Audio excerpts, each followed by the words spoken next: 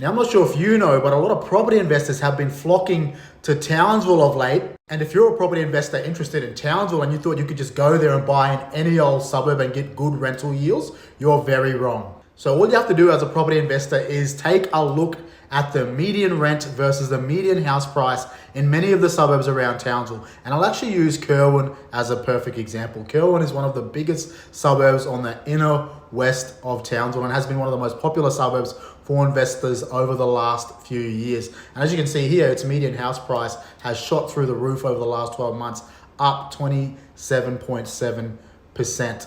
And this median is now currently sitting at $530,000.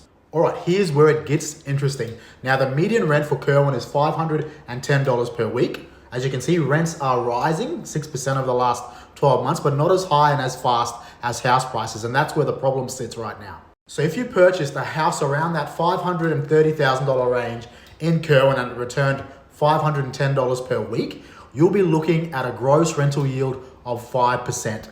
5%, yes. Now you take away high council rates and insurance costs, your net yield is actually starting to look very grim in a suburb like Kerwin. Now with that said, before you go and race into Townsville and splash around your cash in this booming market, just be mindful that rents aren't rising as fast as house prices, and what you find in certain suburbs is that your rental yield will be terrible. If you're a property investor planning to flock into Townsville and capitalize on this booming market in 2025, but you want to find houses that return a rental yield above 5.5%, well, me and my team, we do this every day of the week. You can book a call with myself or one of my team members. There's a link in my bio.